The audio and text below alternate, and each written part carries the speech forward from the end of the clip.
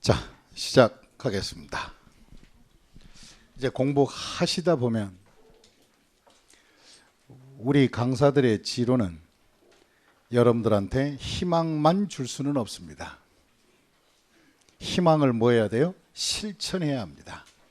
희망만 갖지 마시고 희망이 실천된다는 마음가짐으로 최선을 다하세요. 그리고 하면 되겠지가 아니라 지금부터 하여야 한다는 개념으로 생각을 바꿔주셔야 됩니다.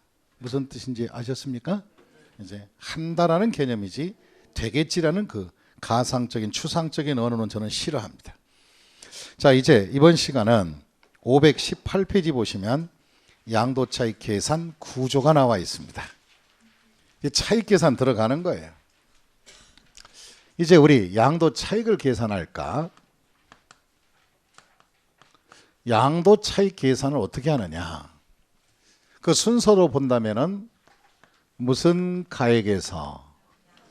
양도, 그렇지. 양도 가액에서. 그 다음에 무슨 경비를 빼달라? 그렇죠. 잘한다. 절대 희망만 갖는 게 아니구만. 좋아요. 경비를 빼서 나온 금액을 우리는 해당 자산의 무슨 차익이다. 그렇죠. 양도 차익. 이 양도 차익이 근거가 돼서 양도소득세 이제 부과 기준이 될 거예요.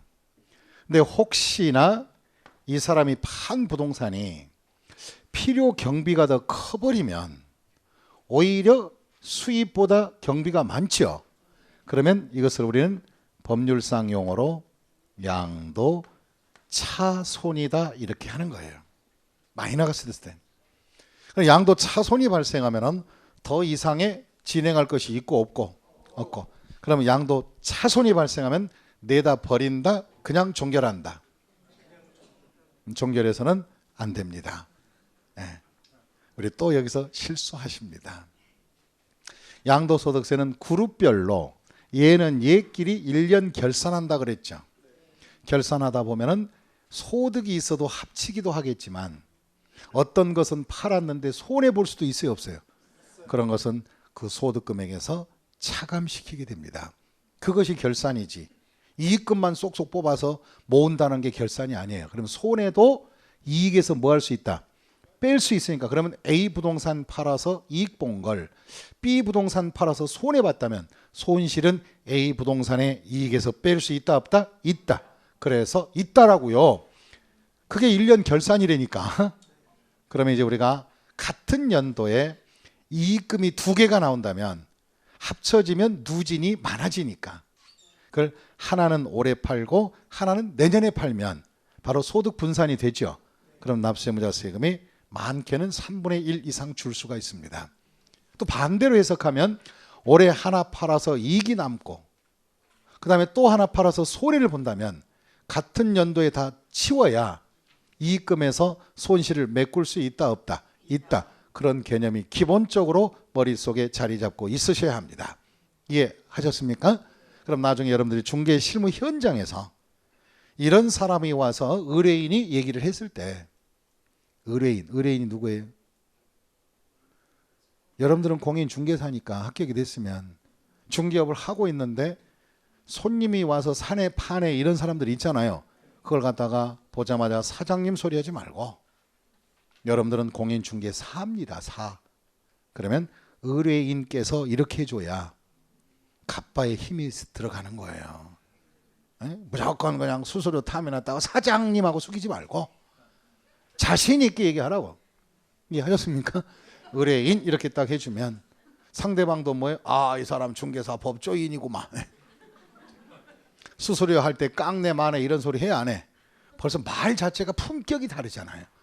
그리고 여러분들도 이제 세법도 공부하고 민법도 공부했으니까 부부싸움 할 때도 이제 법률 용어를 좀 쓰세요.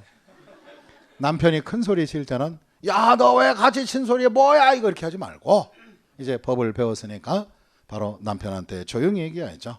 당신 강박하지 마세요.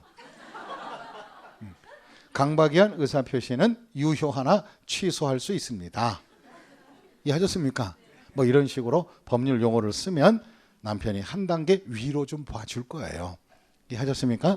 말의 한마디가 고상이 있다는 걸 참고해 주시고 뭐하다 이렇게 됐죠. 그러면 이제 이렇게 해서 양도 차익을 구하는데, 그럼 이제 양도 차익을 구해 들어갈 때 양도 가격과 필요 경비를 어떠한 가치를 기준으로 해야 되느냐. 이제 가격을 잡아야 돼요. 가격. 그러면 대원칙을 알아야 돼요. 원칙. 양도소득세를 구할 때 원칙이 뭐냐. 양도 차익을 구해 들어갈 때 대원칙은 이유가 없어요. 실거래로 한다 아니면 법정 기준치로 한다. 실거래도 해야지. 실거래로. 그러면 실제 일어난 사실거래 가격으로 양도소득세를 갖다가 양도차익을 구하는 거예요. 그러면 실거래로 한다는 것은 또한 납세무자가 뭐를 함으로써 신고에 의해서 양도차익을 구하지 과세관청에서 마구잡이로 하는 것은 아니에요.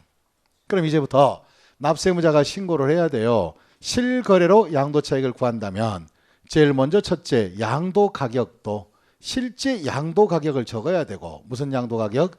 실제 양도가격, 실지라고 그냥 쓸게요.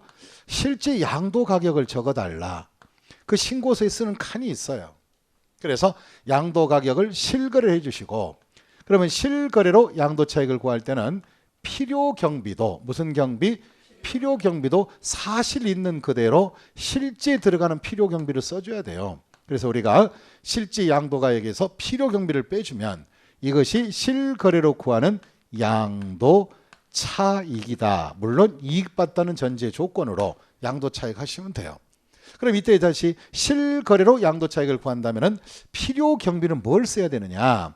필요경비 우리가 미리 배웠었습니다. 첫 시간에 실지 취득가액 적어주시고, 실지로 취득한 가격, 실제 취득가액에다가 그 다음에 두 번째, 이 자산을 취득한 이후에 자산을 업그레이드 시키는 재반 투자 비용이 재투자할 수도 있죠. 예를 들어 아파트 사서 샤쉬를 한다든가 발코니 확장한다든가 이렇게 바로 업시키는 바로 재반 투자 비용이 들어갈 수가 있어요. 그래서 이와 같이 실제 취득가액 이외의 재투자한 비용을 자산의 본래의 가치를 높이는 성격적 지출이라 그래서 이것을 자본적 지출액 등이다. 이렇게 얘기합니다. 그리고 팔 때 들어가는 무슨 비용까지, 양도 비용까지를 우리는 전부 다 필요경비다. 이렇게 하는 거예요. 그래서 이와 같이 실제 취득가격인 바로 여기서 취득가격과 자본적 지출과 양도 비용이 세 가지, 우린 취자비를, 무슨 자비를? 취한 자에게 자비를 베푸시면, 이해하셨습니까? 이렇게 해서 우리가 양도차익이 실거래 필요경비가 되는 거예요. 그러면 이 양도차익을 실제 우리가 실습을 해보겠습니다. 실습을 할 텐데 좀 제가 부담 가네요. 여러분들이 바로 못 풀까 봐. 원래 여러분들은 못 풀었다, 안 풀었을 뿐이다. 안 풀었던 거지 못 푸는 건 절대 아니에요. 지금 제가 한번 사례를 한번 적어보겠습니다. 이 갑이라는 자가 이번에 토지를 팔았대요. 토지를 팔았다. 이 토지를 양도 당시와 그 다음에 취득 당시를 구분해 봤더니 제일 먼저 실거래가 입증이 됐대요. 그럼 양도 당시 10억에 팔았고 10억, 취득 당시 이 부동산을요 5억에 취득을 해놓고요 5억을 취득한 다음에 이 자산을 위해서 업그레이드 시킨 비용, 자본적 지출이, 무슨 적 지출이요? 자본적 지출이 뭐 발코니도 확장하고 뭐 토지 같은 경우는 이건 토지니까 뭐 토목공사에서 지목을 변경했다든가 이런 재반 비용이 한 8천만 원 들어간 모양이라 8천만 원. 그 다음에 양도할 때 들어가는 양도 비용, 중개 수수료 등등 해서 한 2천만 원이 들어간 거예요. 그럼 이런 자료가 있다면 우리가 실거래로 양도 차익을 계산하기란 쉽다, 어렵다? 너무너무 쉬운 거죠. 한번 써볼까요? 금액을 집어넣어 볼까요? 그럼 여기에서 실제 양도가액은 얼마예요? 그래요. 10억 쓰면 되고 10억이고. 취득가액은 얼마고? 5억 써고. 그 다음에 자본적 지출은 8천. 그 다음에 양도 비용은 2천만 원이다. 그럼 결과적으로 5억과 8천, 2천 더하니 합이 6억 나오죠. 그럼 필요경비 합계가 얼마에? 6억 나왔다는 거죠. 그래서 10억에서 얼마 빼면 6억 빼면 양도 차익은 얼마? 4억. 그대로 나오잖아요. 이런 게 시험에 나오면 풀 수 있겠어요?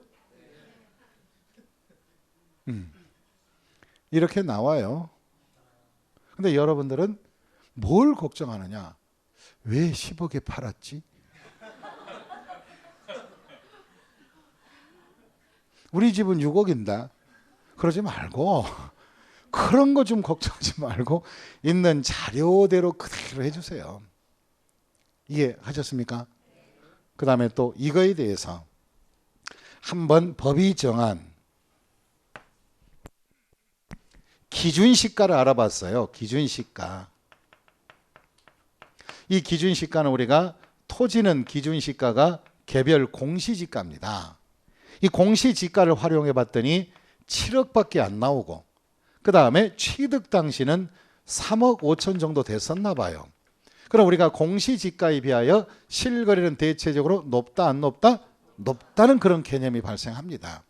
그럼 단지 이것은 그냥 법이 정한 기준시가. 요 기준시가는 토지는 개별 공시지가다. 이 개별 공시지가를 양도소득세에서 갖다 쓰면 기준시가, 종부세에서 갖다 쓰면 공시가격, 지방세에서 갖다 쓰면 뭐예요? 시가 표준. 다 그게 그 말입니다. 그러면 이렇게 해서 자료를 보았고, 그럼 이렇게 해서 실거래로 납세무자가 신고를 해야 돼요. 다시 뭐를 해야 돼요? 신고해야 됩니다. 그런데 요 실거래 가격이 불분명하면 이제 어떻게 될까? 그러면 실거래가 불분명하다는 것은 결과적으로 실거래를 적용할 수 없을 때를 얘기하는 거예요. 그러면 실거래가 적용이 불분명하다는 것은 첫째가 바로 제일 먼저 무신고했을 때. 무슨 신고?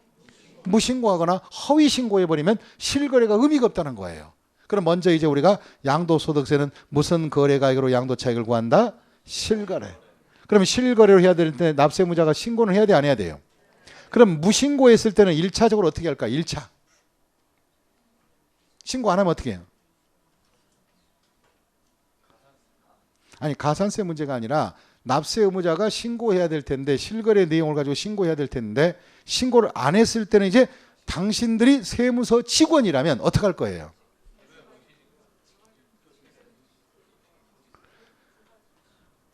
아니 지문을 이해를 못하네.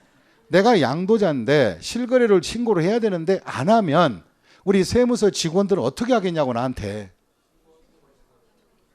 누가 그래서요 지금요? 신고하세요? 참 잘했어요. 당신은 실거래를 해야 되는데도 신고를 하지 않았으므로 실지 거래가격 내역서나 소명 자료 가지고 신고하러 오시든가 그 자료를 보내주세요. 그럼 우리가 무슨 거래로? 실거래로 따져서 세금 계산을 하겠습니다. 이게 바로 두 번째 차선책이지. 그러지 않겠어요?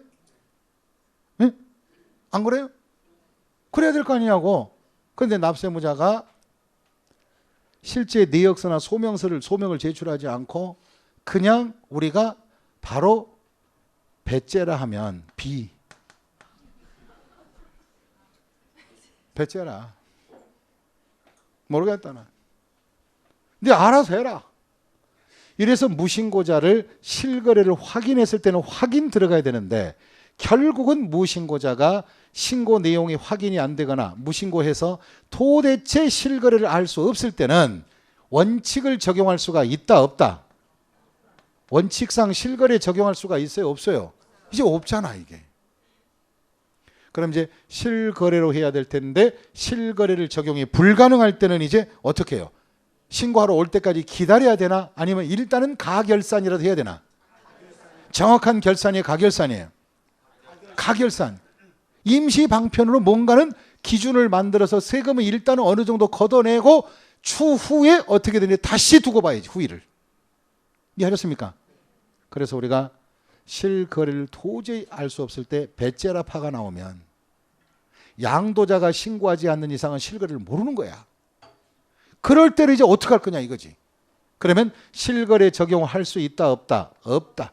없을 때는 결과적으로 이제 어렴풋이 기준 가치, 즉 다시 말해서 어슴푸레한 가격으로 해서라도 일단 유사 가치라도 찾아서 양도차익을 구하자. 이것을 우린 추계가액의 양도차익 계산이에요. 무슨 가액? 추계. 이 추계는 실거래다, 어림잡는다. 그럼 이때 추계할 때는요, 어느 것을 기준치로 잡느냐? 여러 가지가 있어요. 첫째가 가장 실거래와 가깝다고 판단되는 거. 유사 부동산에 매매 사례가 있을 수 있을까 없을까? 그럼 매매 사례 가격을 먼저 알아보고, 그럼 106동 504호 아파트를 팔았는데 이자가 신고 안 했는데 실거래를 도저히 할 수가 없더라. 그럴 때는 과세관청에서는 107동 408호 정도 같은 평형의 그 양도 또는 취득이 시점에 근일에 이루어지는 매매 사례가 있을까 없을까? 그것을 갖다가 차선책으로 이용합니다. 그러나 또 매매 사례가 없다면 어떻게 될까? 이럴 경우는 감정가액을 찾아봐요. 이 감정가액 같은 경우는 일반적으로 국민은행 시세가격 뭐 이런 거 많이 나와 있죠. 감정평가가 됐다면 평가가액을 찾아보고, 또 감정가액도 없을 수가 있어요. 그럴 때는 이제 세 번째는 뭐가 있냐면 특수한 것 중에 하나가 환산취득가액. 무슨 취득가액? 환산취득가액. 이것은 바로 이제 또 보니까 이 환자 들어가는 거 보니까 환장하겠지. 이제 이 환산은 뭐냐? 양도 가격은 최근에 일어났기 때문에 이런 사례나 감정 가격을 확인할 수가 있는데, 취득 가격이 아주 오래 전이라면 그때 당시 취득 가격은 모를 수도 있잖아요. 그럴 때 이제 취득 가격만 만들어가는 취득이라 그래서 환산 취득 가격이 있는데, 이것은 바로 이제 기본서 시간에 할 것이고, 이 환산법이 있다는 거 알아두시고, 그다음에 네 번째 마지막으로 기준 시가에 따라, 무슨 시가? 기준 시가에 따라 가는 방법이 있습니다. 그럼 우리가 실거래를 몰라서 추계할 때는 뭐 할 때는?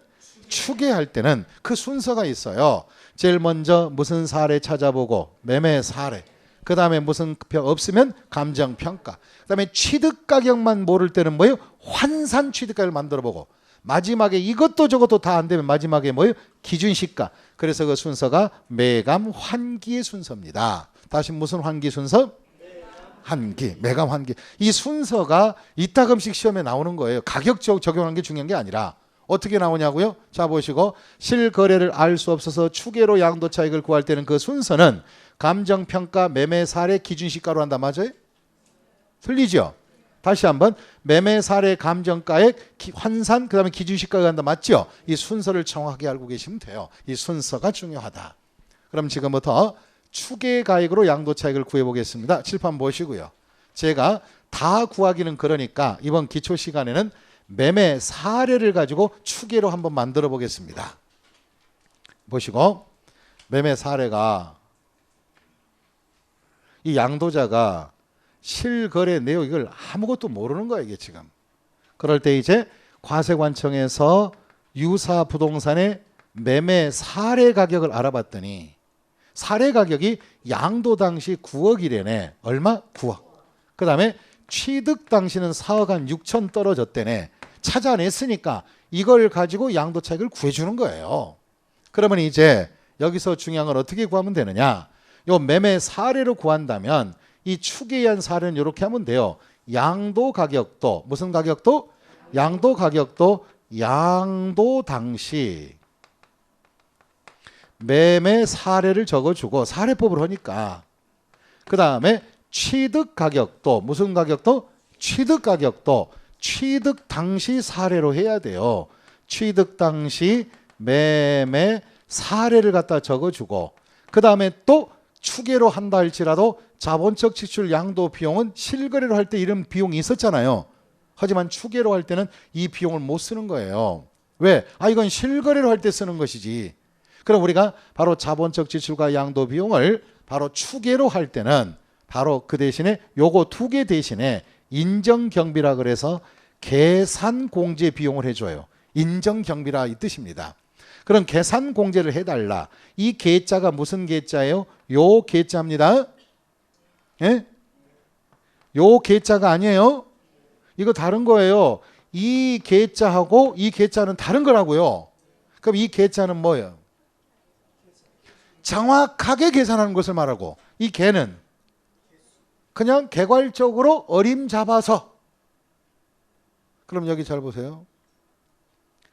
공항에서, 김포공항에서 택시를 타면 여기 바로 대방동에 오는 것까지 콜택시 요금이 4만 원 정도 계산된다가 맞아요? 계산된다가 맞아요? 이게 맞습니다. 이해하셨습니까? 그 다음에 실제 왔더니 4만 2천 원으로 나와서 계산했다. 그럼 뭐요? 이 계산이 맞습니다. 그럼 여기서 계산자라는 것은 개괄적으로 어쩔 수 없이 부득이하니까 인정 경비해 준다 이 뜻입니다. 그래서 이 계산공제란 말을 쓰게 된 거예요. 그럼 이제 계산공제는 공통적으로 똑같이 해주는 거예요. 어떻게 해주느냐? 계산공제는 기준치를 갖다가 토지라면 이 공시지가를 가지고 그것도 취득 당시 개별 공시지가 요 취득에 대한 자본적 지출 이런 거니까 취득 당시 개별 공시지가의 등기 자산은 3%를 일괄적으로 인정 경비 처리합니다. 그러면 취득 당시 개별 공시지가 3억 5천에 사례 이걸 쓰더라도 이걸로 하는 거 아니에요. 인정 경비는 똑같이 기준치에다가 기준시가에다가 3% 인정해 주겠다. 그러면 3억 5천에 3%는 바로 법이 정한 법정 경비예요. 그러면 금액이 얼마 나온다? 1,050만 원이 계산 공제가 되는 겁니다. 그러면 이렇게 해서 한번 계산해 보겠습니다. 신고 안 했습니다. 결국 매매 사례 찾았습니다. 양도 당시 사례가 얼마고? 9억. 그 다음에 취득 당시에 매매 사례가 얼마고? 4억 6천. 그 다음에 계산공제 인정경비 얼마? 1,050만 원. 이 두 개 털어서 9억에 빼주면 양도차익이 나오는 거. 이것이 바로 추계 양도차익입니다. 무슨 차익? 추계로 계산하는 거예요. 그러면 추계로 할 때는 이런 거 쓰고 안 쓰고? 안 쓰고 계산공제한다. 다시 무슨 공제? 계산공제 인정경비해야 돼. 이걸 다른 말로 추계경비라 그래. 무슨 경비? 왜? 추계로 어림잡아서 하는 거니까. 이해하셨습니까? 그럼 이 추계는 세금이 추계까지만 확정하고 나중에 실거래가 확인될 수 있어요, 없어요? 그러면 소멸시효가 완성되기 전이나 제척기간이 끝나기 전에 사실 가격이 확인이 되면 다시 이 부분에 대한 부족세액을 다시 뭐 할까? 추징 들어갑니다. 이해하셨습니까? 추징할 수도 있으니까 바로 잘 알고 계셔야 됩니다. 그럼 지금부터 이제 여기서 하나하나 이제 우리가 풀어가는데 마지막으로 점검할 거. 제일 먼저 양도차익을 구할 때 양도 가격이 실거래면 취득가액도 뭘로 해주고? 같이 실시해죠. 그럼 또 반대로 추계로 할 때는 양도 가격을 무슨 사례로 적으면 바로 취득 당시에도 뭐예요? 취득가격도 뭐? 매매 사례 적어라. 그럼 마지막으로 응용해 보겠습니다. 양도 가격을 부득이해서 기준시가로 했다면 취득가격도 무슨 시가로? 기준시가로 이렇게 맞춰서 양도차익을 구한다는 걸 알아두시고 지금부터 그 책에 나온 것을 진행해 보겠습니다. 다 같이 양도차익 518페이지 산정 방법 준비됐습니까? 갑니다. 양도차익 산정 방법은 좀 보자. 첫째 줄에 보니까 양도차익 가액 대비 기준 밑줄 긋겠습니다. 양도차익을 산정하면서 양도가액을 실거래할 때는 밑줄 그으시고 양을 실로 잡으면 취득가액도 뭘로 해달라? 실로 잡아달라. 또 부득이 마지막에 기준시가로 양도차익을 구한다면 양도가격이 기준시가면 취득가액도 뭘로 적어라? 기준시가 이렇게 비교해달라 이 말이. 그 다음에 큰 두 번째 양도차익 계산 시 가액 적용 방법. 과세 대상 자산을 양도한 경우는 실거래 적용을 원칙으로 한다. 밑줄 그으시고 실거래 말이 없으면 무조건 실거래를 하는 거예요. 다만 실거래 가격이 불분명한 경우에는 추계로 할 수 있다. 추계는 이런 식의 순서를 적용해라. 매매 사례 있어요 없어요? 있고 그 다음 무슨 평가? 감정평가.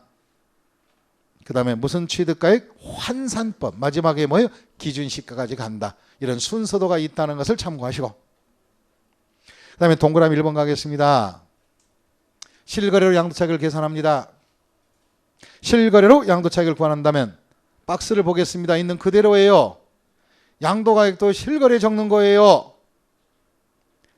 그 다음에 필요경비, 실제 취득가액, 자본적 지출, 양도비용, 사실 그대로 증빙서 다 제출해 줘야 합니다. 그럼 그 박스에 있는 테마를 갖다가 디테일하게 바로 해설을 한다면 기억, 실제 양도가격이 뭐냐? 볼 게 뭐 있나? 자기가 팔고 받은 대가지. 10억 받았으면 10억이 대가고, 또 부동산 팔면서 10억은 현금 받고 나머지 3억은 빚을 사러 산 게 있다면 얼마를 판 거예요? 13억에 판 거지. 그럼 다시 한번 10억에 돈 받고 그 다음에 소 3마리 받았다. 그럼 뭐 어떻게 될까? 10억 플러스 소 3마리 값 하면 되지. 대가야 대가. 또 어떤 분은 소값은 어떻게 냅니까? 그러면 우시장에서 평균 시세로 따지면 돼. 소시장에서. 근데 그런 게 하는 경우도 있을까 없을까? 있어요. 시골에서 농지 주고 소 3마리 받고 하는 게 많다고. 이해하셨습니까? 있는데 왜 없다고 딱 잡아떼냐고. 그 다음에 실제 취득가액. 그거 중요한 거, 취득가액은 물건값일까요? 내가 아니면 내가 샀을 때 대가일까요? 내 돈 들어간 대가를 취득가액이라는 건 물건값이 아니에요. 그럼 취득가액은 내가 그 물건을 나한테 들어올 때, 소유권을 가질 때까지의 내 돈이 얼마가 들어갔느냐의 그 가치 측정이 취득가액이지, 물건값을 얘기하는 것은 아니다 이 말이라고. 물건값이 아니다. 그럼 여기 보시고 연구 한번 해봅시다. 그럼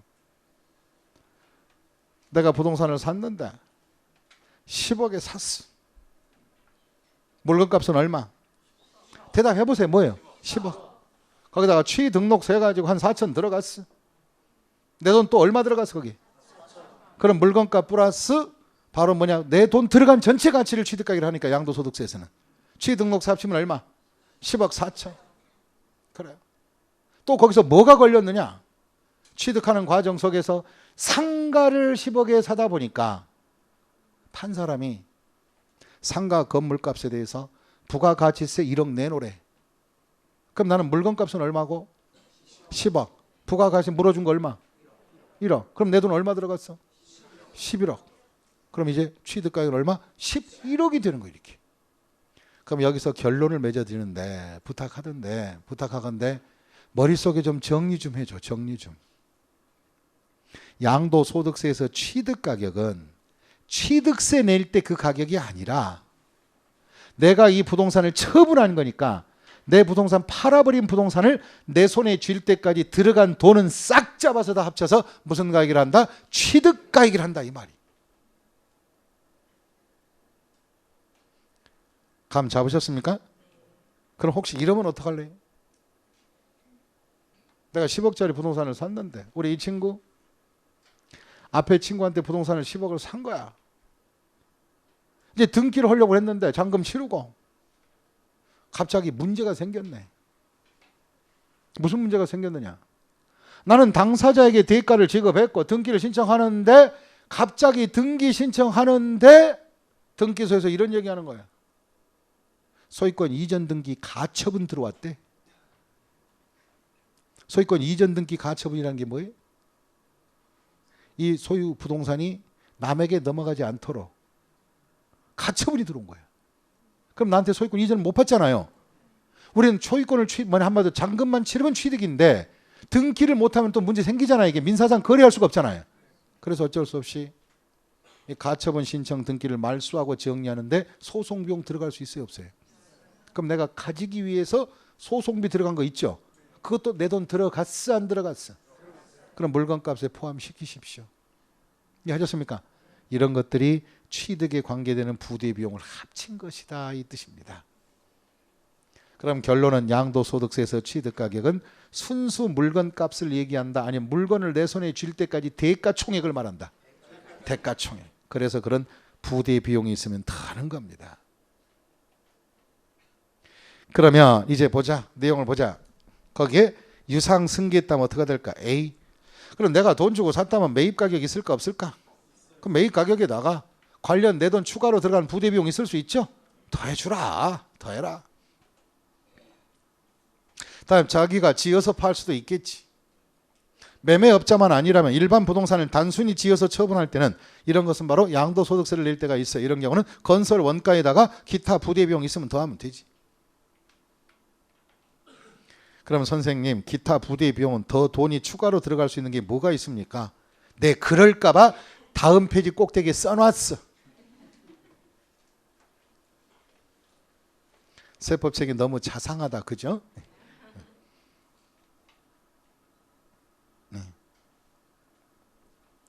그러면 기타 부대 비용은 취득과 관련된 취등록세, 또 부과받은 부가가치세, 소송 비용이 있으면 물건값에 더해서 취득가액을 잡으라. 나와 있습니까? 그래요. 그 다음에 여기 보시고 이제 취득이 끝났고, 취득한 다음에 여기까지는 취득 과정이고, 그 이후에 이제 이 자산을 위해서 업시킨 비용이 발생할 수 있어요. 이 업을 시키게 되면 나중에 팔 때 양도 가격이 좋아지는 거예요. 그럼 업시킨 비용은 그 자산에 재투자하는 비용을 말하지, 이 자산의 관리나 유지를 위한 소모성 비용을 말하는 것은 아니에요. 그럼 자본적 지출은 영수증이나 은행 입금증을 준비해 주시면 나중에 경비로 다 뜰 수 있는 것들이에요. 그럼 어떤 것이 경비에 뜰 수 있을까? 바로 디귿을 보겠습니다. 519페이지. 자본적 지출액이란 양도자산의 가치를 현실적으로 증가시킨다. 그럼 만약에 아파트라면 발코니 확장하면 가격이 뛰 안 뛰? 뛰죠. 원가 점유율이 추가로 된 거예요. 그 다음에 내용 연수를 연장시키는 것이다. 그럼 5년 쓸 건물을 갖다가 대수선을 해서 기둥도 다시 세우고 천장 고치고 해서 내용 연수가 연장되는 것은 재투자 비용이. 그럼 여기서 지출한 수선비, 여기서 내용 연수나 가치를 증가시키는 이 수선비 밑줄을 그으시고, 이것이 우리 건축법으로 얘기하면 대수선을 말합니다. 크게 고치는 것. 하지만 당해 자산에, 해당 장해 자산의 관리 유지를 위한 비용은, 이런 것은 양도할 때 경비로 인정하지 못합니다. 관리 유지 비용이 뭐가 있을까? 좀 이따가 얘기할 거예요. 그걸 다른 말로 투자 지출이 아니라 수익을 얻기 위한 단순 지출이라 그래서 이건 수익적 지출이라고 합니다. 그러면 자본적 지출은 넣고 안 넣고? 넣고. 경비로 넣어야 될 것이고, 수익적 지출은 넣지 마라 이 뜻이. 그러면 자본적 지출액은 어떤 것인가? 그 종류가 이렇게 있는 거예요. 첫 번째, 1. 양도한 자산에 취득한 후에다 동그라미 치시고, 취득이 끝났는데 취득한 후에 소유권 소송이 있었대요. 그럼 아까 샀을 때 소송은 물건값에 보태서 취득가액에 포함되는 경비지만, 이미 취득한 다음에 소송이 붙을 수 있을까 없을까? 있겠지. 그런 경우는 자본적 지출로 어차피 경비 넣습니다. 그러면 소송비용은 언제 발생하더라도 어느 쪽으로 경비에 들어가냐 차이일 뿐이지, 어차피 경비로 공제 받는다 안 받는다? 받습니다. 그 다음에 두 번째가 용도 변경 비용이 있습니다. 토지 지목을 바꾼다, 임야를 대지로 바꾼다, 이런 것이 용도 변경 비용이지요. 그 다음에 개량을 위한 비용, 슬래브, 한마디로 스레이트 지붕을 슬랍으로 고친다든가, 이런 건 하나의 개량적 요소입니다. 건물값 뜁니다. 그 다음에 이용 편의를 위해서, 이용 편의하게 되면 엘리베이터 시설 설치라든가, 또는 장기적으로 사용할 수 있는 연료비 절감을 위해서 바로 그거 고치는 거. 지구를 살리고요, 북극의 곰탱이 구하고요, 그 다음에 북극의 펭귄 구하고요. 아 잠깐 취소. 북극은 펭귄이 없습니다. 남극이네. 그런 것들. 보일러 시설 설치. 그 다음에 수익자 부담금은 나중에 하더라도 개발 부담금은 좀 알고 가요. 개발 부담금. 내가 농지를 갖고 있다가 대지 조성 사업하면 공시지가의 보통 30% 정도 개발 부담금이 나와요. 공사비와 별도로. 이런 부담금은 지목 변경 등을 위한 필수 비용이에요. 그 다음에 아까 했던 내용 연수나 자산의 가치를 현실적으로 증가시키는 것들. 그 다음에 다섯 번째, 내 땅에 없던 도로를 놓게 되면, 도로 공사비 등을 놓게 되면, 도로 공사비 들어간 것은 땅값을 위한 소모성 지출입니까? 가격 상승을 위한 지출입니까? 내 땅에 없는 도로가 생기면 땅값 많이 뜁니다. 도로 시설비는 재투자 지출이지 소모성 비용이 아니에요. 그다음 그 밑에 수익적 지출은 양도소득세 할 때 절대 들어가면 안 돼요. 이런 비용은. 보유기간 통해 납부한 재산세를 경비로 떤다든가 이런 일이 있으면 안 되고, 그 다음에 양도자산을 취득한 이후에 대출금 이자 나가는 거 있어요 없어요? 그거 경비로 떨면 안 돼요. 10억짜리 사는데 은행 대출 9억을 받았다. 대출 이자 많이 나가죠? 그거 나중에 경비로 쓰는 거 아니에요. 처음부터 10억짜리 사서 대출 이자가 없는 사람은 뭐고, 융자받아 같은 10억을 쓰면서도 대출이 나간 사람을 경비 인정하면 과세 형평성이 안 맞는 거예요. 이게. 대출금 이자는 넣을 필요가 없다.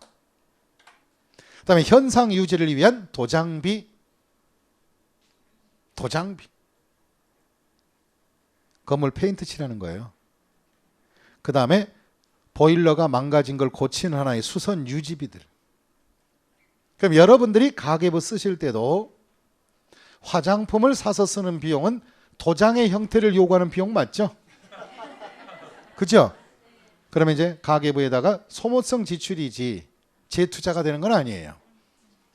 하지만 남편이 애지중지 아끼던 적금깨에서 한 5천만 원 들여서 눈도 접고 턱도 깎고 그 다음에 코도 높이고 이런 대수선이나 개축을 시키면 본질의 가치가 높아져 안 높아져요?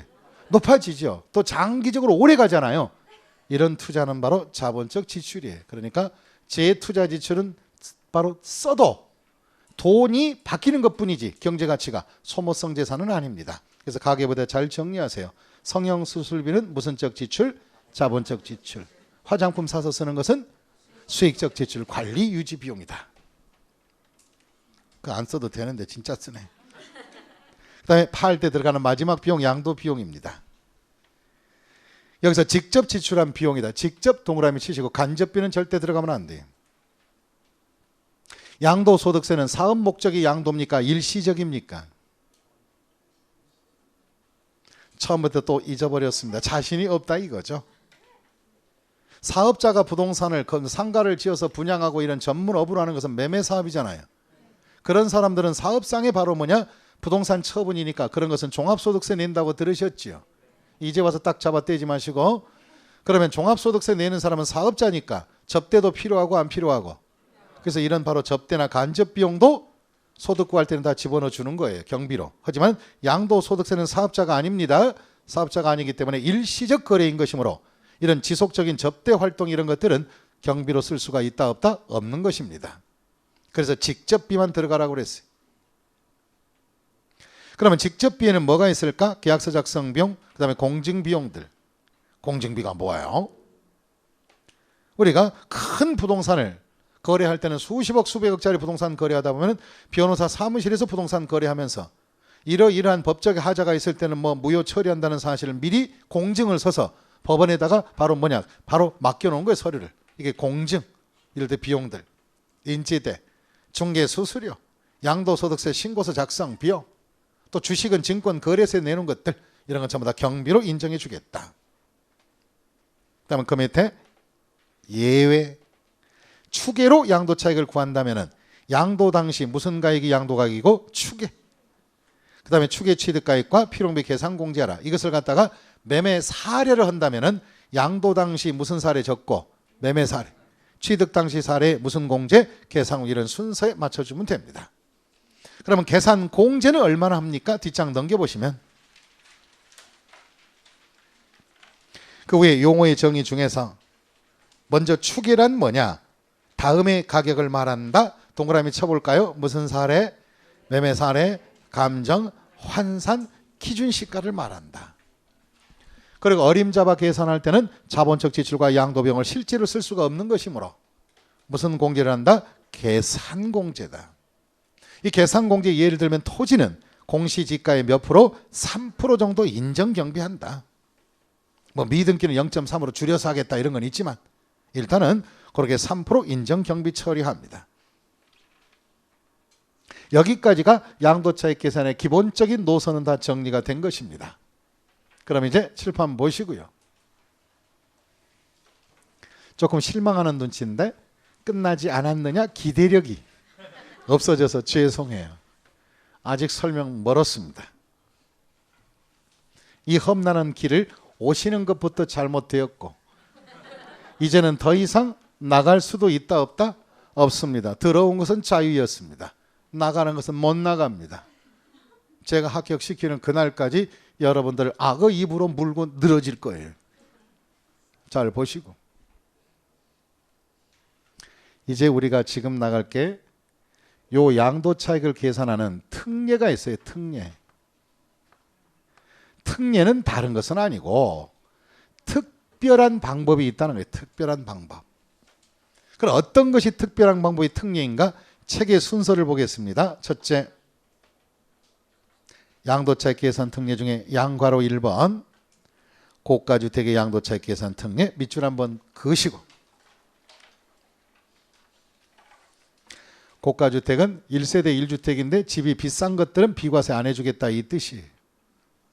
그 다음 그 밑에 부담부 증여자산의 양도차익 계산 제목밖에 없지요. 이것은 나중에 할 거예요. 근데 우리가 미리 참고할 것은 부담부 증여하면, 여기 보시고 부담부 증여하면 증여가액이 다 양도다, 채무 인수액만 양도다. 그럼 채무 인수액만 갖고 양도차익을 계산하자 그 뜻이에요. 뭐 그런 의미가 있는 것이고, 그 다음에 큰 세 번째 가시면 양도소득세 부당행위 계산 부인에다가 동그라미 치시고, 이 부인은 인정하지 않겠다는 거예요? 와이프라는 뜻이에요? 그래, 인정하지 않겠다.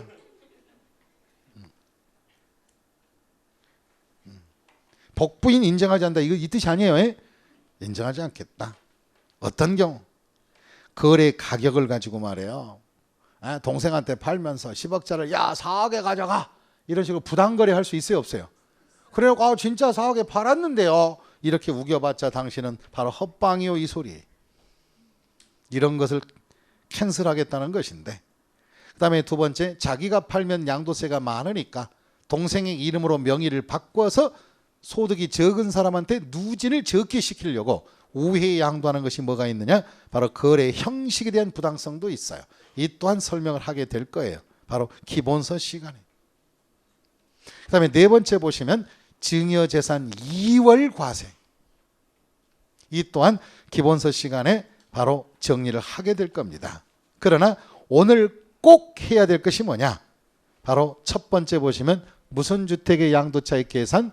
고가주택. 그래서 오늘은 첫 번째 하나만 기본서 시간에 다룹니다. 기초서 시간에 고가주택이다. 칠판 잘 보시고 베이스를 잘 깔아야 돼요. 이거 29회 시험에 나온 거예요. 엊그제 시험에 말로 나왔어. 푸는 게 아니고. 그러면 잘 보셔야 돼요. 자, 먼저 이 베이스 과정이 뭐냐? 원래 우리나라 양도소득세에서는 비과세가 있는데 이 비과세 대상 중에서 1세대, 몇 세대? 1세대 1주택을 보유하게 되면 1세대 1주택을 양도하면 유상거래한 양도가 있을 때는 양도소득세를 비과세를 합니다. 과세하지 않아요. 근데 1세대 1주택의 비과세를 받으려면은 첫째 가장 중요한 것은 보유기간이 무슨 기간이? 보유기간이 2년 이상은 돼야 됩니다. 그러나 보유기간만 맞추면 되는데 그러면 2년이 됐다는 것은 자기 집에 안 살고 딴 데 월세 전세 살면서 집은 가질 수 있다는 거죠. 보유만 맞추면 돼요. 그러나 바로 예외적으로 우리가 조정지역이라고 있어요. 무슨 지역이요? 조정지역. 그럼 주택 투기가 있거나 투기 조짐이 있거나 투기하고 있는 지역들. 제가 뭐라고 그랬어요? 투기 하거나 투기 조짐이 보이거나 투기하고 있는 상태들. 이런 지역들을 다 주택 조정지역이라 그래요. 이 조정지역은 제발 동네 이름 알 필요는 없고 이건 나중에 실무 시간에 하는 것이고, 그럼 법이 정한 조정지역 안의 주택은 기본적으로 바로 조정지역이 바로 공고를 해요. 몇 월 며칠자 공고한다. 그러면 조정지역 공고일 이후에 조정지역 안에 주택을 취득하신 분들은 바로 2년 바로 보유도 돼야 되지만 2년 거주를 해줘야 돼요. 몇 년 이상 거주? 2년 거주. 그러면 조정지역만 아니라면 투 홀딩만 하면 되고, 그 다음에 조정지역은 뭐예요? 홀딩도 투, 그 다음 뭐예요? 라이브도 투 해줘야 돼요. 그런 조건을 갖춰서 이 주택을 양도했다면 양도소득세는 원칙상 비과세다. 무슨 과세다? 비과세 해준다. 그러나 이 비과세를 해주다 보니까 문제가 생긴 거예요. 그럼 우리 서민들은 2, 3억짜리 4, 5억짜리 사가지고 있다가, 그것도 대출 받아서 사가지고 있다가 그거 하나 팔아서 양도세 비과세 2, 3천만 원 받고 끝나고, 그런데 집이 1세대 1주택인데도 비싼 집들이 있어요, 없어요? 네. 쉽게 얘기하면 이건 비밀인데요. 이 강남에 있는 현대, 거기에 뭐가 있냐면은 펜티하우스인지 뭐 하우스 하나 있죠, 현대 아파트에. 제일 꼭대기층을 뭐라고 그래요? 그렇죠. 제일 꼭대기층이니까 팬티만 입고 돌아다니도 볼 사람이 없으니까 뭐 그런 거 모양이야.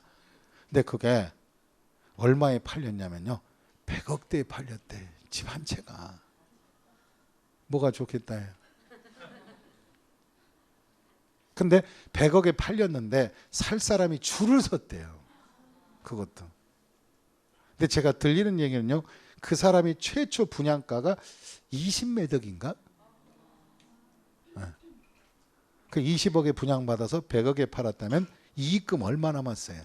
80억. 그럼 그것도 1세대 1주택 아니야.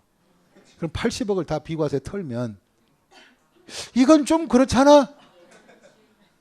그죠? 그죠? 근데 혹시 여러분 돈이 있으면 그 100억을 갖다 110억 주고 사세요. 그러면 1년 후에 130억에 팔 수 있어요, 그거. 그것은 너무나 귀하고 희소성이 있으니까 부르는 게 값이고, 돈 1억은 껌값도 안 되게 생각하는 백성들이 많아, 안 많아? 꽤 많아요. 우리 서민들이야 10,000원 가지고 칼싸움까지 해, 안 해? 네, 하죠. 근데 100억 가진 사람들은 바로 1, 2억 가지고는 뭐예요? 다툴 생각도 하지 않고, 아이 그래 그냥 뭐 밟은 거 생각하고 물러나지, 이런 식으로 포기도 잘해요. 근데 있는 사람들은 5,000원, 10,000원 가지고는 뭐 목숨을 또 걸어요, 여기. 그래서 있는 사람들이 더한 것도 있지요. 이제 그렇게 비싼 집까지 다 비과세하느냐, 좀 그런 건 그렇지 않냐. 그래서 이제 고가주택에 대한 양도차익 계산 특례가 나오기 시작한 거예요. 그럼 1세대 1주택을 팔더라도 전체 양도가액을 기준으로, 무슨 가액 가지고? 양도가액을 가지고 판매 가격 중에서 9억까지는 일반 주택으로 인정해서 비과세를 떨고, 9억이 넘어가면 초과분은, 다시 무슨 분은? 초과분은 이것을 고가주택으로 인정해서 9억 초과 부분에 대한 양도차익은 양도소득세를 과세로 전환하자. 이것이 바로 고가주택 양도차익 계산 특례입니다. 그러면 실제 한번 사례를 한번 보겠습니다. 이 사람이요, 1세대 1주택이걸랑요 양도를 얼마 했느냐? 10억에 팔았대나, 판매 가격이.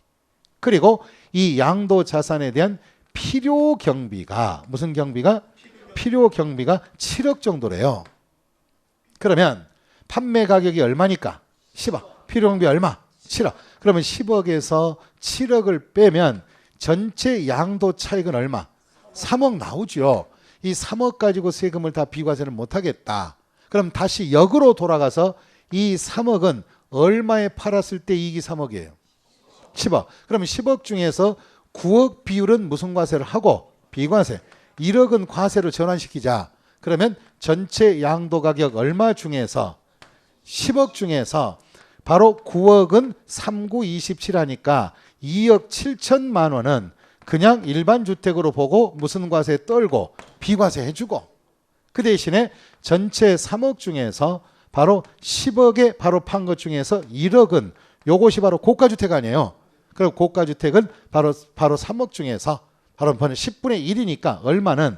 3천만 원은, 다시 뭐 얼마는? 3천만 원은 과세하자. 그래서 이것이 고가주택의 양도차익은 이렇게 계산하면 돼요. 그럼 고가주택의 양도차익은 이익금 9억이 초과된 걸 비과세된다는 게 아니라 바로 전체 양도가액에서 얼마를 초과한 부분만, 9억이 넘어간 부분이니까 전체 양도가액이 얼마고? 10억. 그 다음에 1억이 고가주택이다 이 말이에요. 9억을 뺀 나머지. 그래서 3천만 원은 양도소득세 계산해야 돼요. 요것이 고가주택의 양도차익입니다. 그러면 종전에 시험이 어떻게 나왔느냐? 잘 보세요. 종전 시험이 어떻게 나왔느냐? 1세대 1주택에 속하는 고가주택을 10억에 팔았다. 얼마에 팔았다? 10억. 필요경비가 얼마일 때? 10억. 고가주택의 양도차익은 바로 뭐냐? 3억이다. 맞아요? 틀렸잖아요. 고가주택은 아까 얘기했죠. 전체가 다 고가가 아니라 얼마를 초과한 거?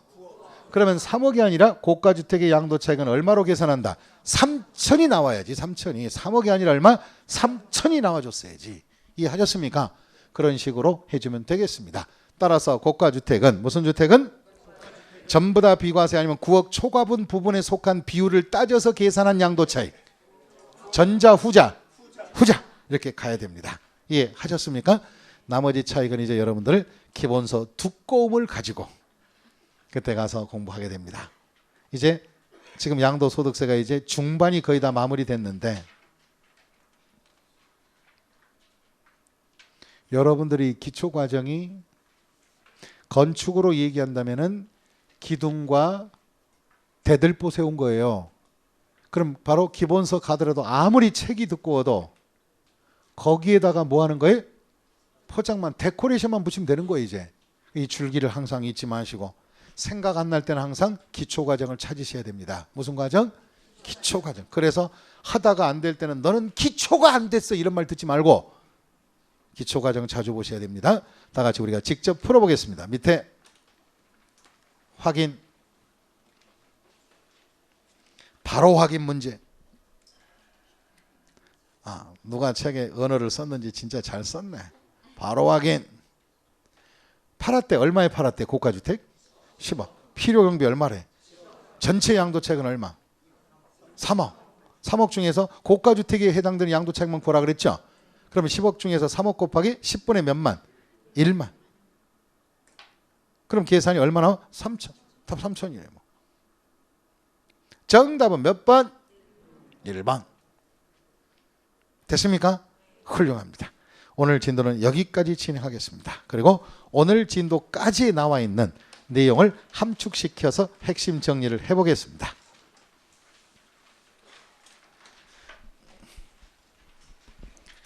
자, 6주차 내용 정리입니다. 첫째가 양도소득세 의의와 특징을 물어보고자 합니다. 양도소득세는 그냥 묻는 말에 대답하시면 돼요. 지방세다, 국세다? 국세. 그 다음에 양도소득세는 종합소득으로 합산한다 아니면 종합소득과 분류하여 한다? 분류과세다. 양도소득세는 건건히 과세한다, 기간결산과세다? 그럼 기간결산할 때 몇 가지 그룹으로 결산한다고 그랬어요? 3가지. 부동산 그룹, 주식 그룹, 그 다음 뭐예요? 파생상품 그룹별로 결산할 거예요. 그럼 이제 어떤 자산을 팔아야 양도소득세 과세 대상이 될까? 다음의 자산을 양도로 발생한 소득을 말한다. 1번에 부동산 관련 자산 소득이 있다. 부동산 관련 자산은 기억은 바로 부동산, 토지 건물이고 부동산 권리 중에 사용할 수 있는 권리인 지상권, 전세권, 그 다음에 등기된 부동산 무슨 권? 임차권. 임차권은 등기된 것만 들어가라. 그다음에 부동산을 취득할 수 있는 권리는 분양권이나 입주권, 이런 주택 및 토지 상환 채권도 들어가고, 그 다음에 부동산을 취득할 수 있는 권리도 들어가고, 그 다음에 기타 자산도 있다. 기타 자산은 특이 4가지 특이 있는데 바로 특정 주식, 특수업종 주식은 문의는 뭐고? 주식이지만 실제 내면은 뭐예요? 부동산성 권리증이다. 그 다음에 특정 영업권, 그 다음에 바로 특정 시설물 이용 회원권까지를 부동산 관련 자산이라 한다. 또 그 밑에 가보자. 주식 관련 자산소득과 파생상품 관련 자산소득도 있다. 이 3가지 그룹별로 결산할 것이다. 그 다음에 3번째, 양도소득세는 양도라는 법률 행위가 있어야 하겠지. 양도라는 것은 첫째 밑줄 긋자. 등기 등록의 관계 이시 없이 해도 좋고 안 해도 좋다. 그다음 매도나 교환, 대물 변제, 부담부 증여, 채무 인수액, 그다음 수용 등으로 유상 이전 현상을 말한다. 다만 다음은 양도로 보지 말아달라. 이것은 양도가 아니다. 바로 어떤 것일까? 환지 처분으로 지목이 지번이 변경되거나 보류지로 충당되는 것들, 니은의 양도 담보로 제공하는 것들, 그다음에 공동 소유 토지를 지분대로 나누는 것들, 무효 소에 따라서 무효로 환원이 됐을 때 이혼 시 재산분할 청구도 양도가 아닌 것이며 법정 요건을 갖춘 지적 경계 변경을 위한 토지 교환도 양도로 보지 마라. 그다음에 증여세 부담을 회피할 목적으로 직계 존비속 배우자 간의 거래를 했을 때는 이것은 양도가 아니라 일단은 뭐로 추정한다? 증여로 추정할 것이다. 그럼 또 보유 기간을 어떻게 계산할까? 양도 또는 취득의 시기를 잡아보자. 양도소득세에서 매매 등에 대한 양도 또는 취득의 시기를 구할 때는 원칙은 대금 청산일로 할 것이며 예외적으로 대금 청산일이 불분명하거나 대금 청산일보다 먼저 등기가 된 경우는 무슨 접수일로 하겠다? 등기 접수일로 한다. 그 다음에 장기 할부로 취득한 것들은 인도일, 사용수익일, 등기 접수일 중에 가장 빠른 날로 하라. 이걸 줄여서 뭘 한다? 인사 등 빠로 해라. 그 다음에 수용 등이 됐을 때는 청산일과 수용 개시일과 등기일 중 등기 접수일이라도 괜찮아요. 빠른 날로 하라. 바로 청계 등빠로 해주시고 상속은 상속 개시일, 증여는 증여받은 날로 하고 환지받은 토지를 나중에 되팔 때는 이 자산의 취득은 환지처분 공고일 다음 날이 아니라 환지 전 이전 토지 취득일로부터 한다. 그 대신에 증감 부분만 무슨 처분 공고일 다음 날, 환지처분 공고일 다음 날. 그다음에 취득의 시기가 불분명할 때는 먼저 취득한 자산을 먼저 양도한 것으로 볼 것이며 원인 무효소에 따라 돌아온 자산은 애시당초 취득일로 해줘야 할 것이다. 또 점유 시효 취득한 자산은 양도소득세는 점유 개시일로 하여야 할 것이며 또 완성 또는 확정된 날로 딜레이 시킬 것이 있다. 그것은 당해 대금 청산일까지 목적물이 완성 또는 뭐가 되지 않을 경우에 확정되지 않았을 때는 바로 완성 또는 확정일로 딜레이 시켜라. 그 다음에 양도차익의 계산 방식이 있다. 양도차익의 계산 방식은 양도가액에서 바로 필요경비를 빼야 할 텐데 이때 원칙은 실거래 가격이 원칙이며 실지 양도가액과 실지 취득가액 자본적 지출 양도비용을 빼서 양도차익을 구한다. 하지만 부득이한 경우는 추계로 할 수 있다. 이 추계는 추계 양도가액과 추계 취득가액과 그다음 필요경비 계산 공개를 해서 한다. 이때 별을 잡아보자. 별을 잡아보니까 추계가액이라 하는 것은 매매 사례 감정 환산 취득가액 기준시가에 대한 순서 등을 말할 것이다. 또한 양도 차익이 나오면 좋은데 마이너스가 발생했을 때는 무슨 차손이라 하고 양도 차손. 그 다음에 양도 차익 계산 특례로 가자. 특례는 고가주택의 양도 차익이나 부담부 증여나 나쁜 짓거리한 행위 부인과 증여재산 2월 과세 규정이 있다. 그럼 이 규정 중에서 우리가 고가주택의 양도 차익은 이번에 잘 해보자. 이때 고가주택은 1세대 1주택으로서 총 양도 차익에서 양도 가액 중 얼마를 초과한 부분만 9억 원을 초과한 부분만 분수로 계산해서 남은 금액을 그 초과된 부분만 계산한 금액을 과세 양도 차익으로 하겠다. 나머지는 비과세로 떨겠다는 것입니다. 자, 이렇게 해서 양도 차익 계산 특례를 했고 이제 다음 시간에는 양도 소득금액 계산과 세율과 납세 절차 이런 것들을 이제 다양성 있게 정리를 하게 될 겁니다. 자, 수고 많이 하셨습니다. 고맙습니다.